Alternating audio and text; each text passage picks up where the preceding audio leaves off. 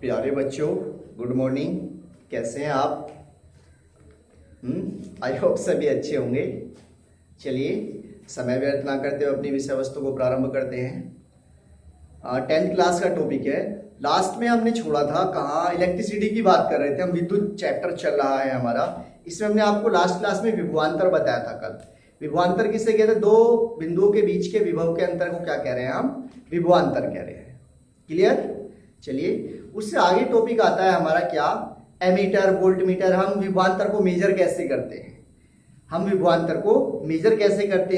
देखिए, विभवांतर को मेजर करने के लिए क्या है? विभवांतर को मेजर करने के लिए जिस सर्किट का हमें विभव मापना होता है, वोल्टेज मापने होते हैं, उसे किसी भी रेजिस्टेंस के साथ में कैसे लगा देते हैं? समांतर क्रम में ऐड कर देते हैं। जैसे मान लीजिए ये हमारे पास में बैटरी है, ये यहाँ क्या लगा दी मैंने? इसमें कुंजी लगा दी।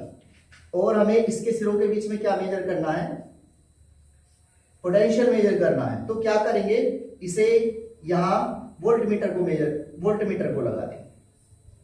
ठीक, ये हमारा रेजिस्टेंस हो गया R, ये R1, ये R2, ये बैटरी होगी हमारी पॉजिटिव निगेटिव, ये हमारी कीज होगी कुंजी। ठीक, ये वोल्टमीटर, ये हमारा क्या हो गया? वोल्टमीटर हो गया। तो जिस सर्किट का हमें विभवांतर मेजर करना होता है, उस पर्टिकुलर सर्किट में भी जिस रेजिस्टेंस में हमें मेजर करना होता है, क्या करते हैं? उसके सिरों के बीच में समांतर क्रम में हम वोल्टमीटर को लगा देते हैं, जिसकी सहायता से हम क्या कर लेते हैं? विभवांतर को मेजर कर लेते हैं। क्लियर?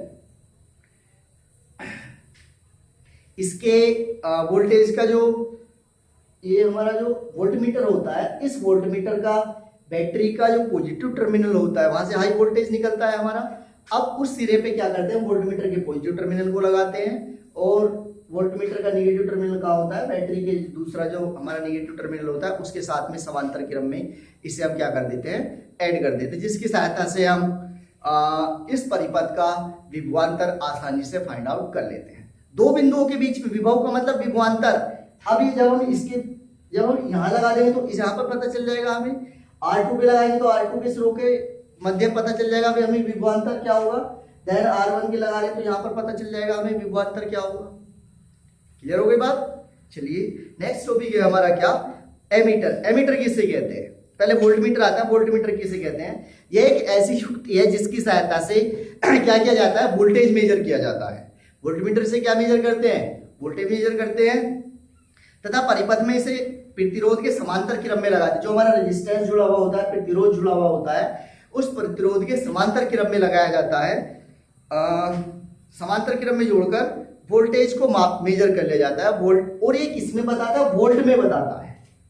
किसमें बताता है? वोल्टमीटर जो वोल्टेज है किसमें मेजर करता है? वो वोल्ट में मेजर करता है। क्लियर? नेक्स्ट आगे एमीटर। एमीटर क्या होता है? देखिए, एमीटर की सहायता से धारा को मेजर किया जाता है, धारा को मापा जाता है। और जो एमीटर धारा को मापता है वो किसमें मापता है? हमारा एम्पियर में करके मापता है। एम्पियर में मापता है। एम्पियर बनाने के लिए क्या करते हैं हम? इसके श्रेणी क्रम में क्या लगा देते हैं? इसके समांतर क्रम में क्या लगा देते हैं? संट लगा देते हैं। संट कहते हैं, संट आप पढ़ेंगे 12th क्लास में आता है संट। संट कहते हैं एक पतला तार को समांतर क्रम में जोड़ देते हैं, जिससे हमारा वोल्टमीटर किसका काम करने लगता है? जो एमीटर है, एमीटर के साथ में समांतर क्रम में एक संट पतला तार जुड़ा हुआ होता है। ठीक है, वो उसकी सहायता से क्या करते हैं? हम धारा को मेजर कर लेते हैं, जिससे हम क्या कहते हैं? एमीटर कहते हैं। एमीटर की सहायता से धारा किसमें मेजर की जाती है? एम्पियर में मेजर की जाती है। सिंपली ध्यान रखिए। क्लियर? और क्या है इसमें? संट को समांतर क्रम में जोड़ते हैं, लेकिन जो परिपथ है, परिपथ किसमें जुड़ा? जो हमारा एमीटर है, एमीटर किसमें जुड़ा हुआ होता है? सर्किट के साथ में श्रेणी क्रम में जुड़ा हुआ होता है। जो परिपथ होगा, मान लीजिए ये तो इसमें किसमें जोड़ेंगे हम? श्रेणी क्रम में जोड़ेंगे इसके साथ में। ये समांतर क्रम में है। समांतर और श्रेणी क्रम आप जानते होंगे, नहीं जानते हैं तो अभी बताएंगे आगे। समांतर क्रम क्या होता है, श्रेणी क्रम क्या होता है। क्लियर? नेक्स्ट आगे है ओम का नियम। देखिए, ओम क्या है? ओम एक साइंटिस्ट का नाम है। उन्होंने बताया कि यदि किसी चालक की, मान लीजिए कोई चालक है, यदि किसी चालक की भौतिक अवस्थाओं में, यदि देखिए ये ओम एक साइंटिस्ट का नाम, उन्होंने क्या बताया था, उन्होंने किसी चालक के सिरों पर लगाए गए विभवांतर V के कारण परिपथ में बहने वाली धारा के मध्य संबंध स्थापित किया था। उन्होंने बताया कि किसी परिपथ में बहने वाली धारा और उसके सिरों पर लगाए गए विभवांतर जो होता है वो उसके प्रतिरोध के, जो पदार्थ होता है उस पदार्थ के प्रतिरोध के अनुक्रमानुपाती होता है। विभवांतर के अनुक्रमानुपाती है क्या, धारा। जितना पोटेंशियल ज्यादा होगा उतनी करंट ज्यादा होगी। क्लियर हो गई बात। देखते हैं अभी। उन्होंने बताया कि यदि किसी चालक की भौतिक अवस्थाओं में कोई परिवर्तन ना किया जाए, मतलब उसकी लंबाई, दाब और ताप, तीन चीजें हैं भौतिक अवस्थाओं में, लंबाई, दाब, ताप में कोई परिवर्तन ना किया जाए तो इसके सिरों पर लगाए गए विभवांतर V, ये V लगा दिया हमने, इसके सिरों पर लगाए गए विभवांतर V, जब V होगा तो यहाँ पे धारा भी होगी, के कारण बहने वाली धारा के अनुक्रमानुपाती V is equal to I, या V is equal to IR, या V upon I is equal to R, ये होता है।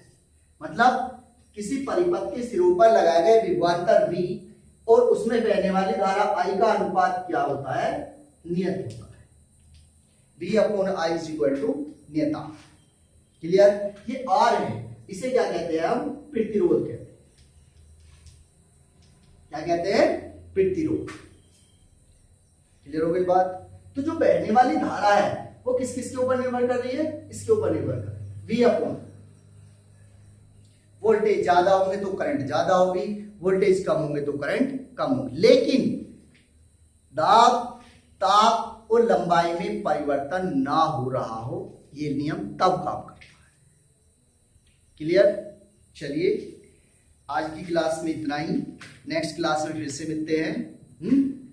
Thank you. इस वीडियो को 3 से 4 बार रिमाइंड करके देखिए, तभी समझ आएगा। आपको क्लास में समझ नहीं आता एक बार में, तो अब यहाँ कैसे समझ आएगा ऑनलाइन क्लासेस में। इसलिए वीडियो को 3 से 4 बार रिमाइंड करके देखिए। ठीक, चलिए, थैंक यू।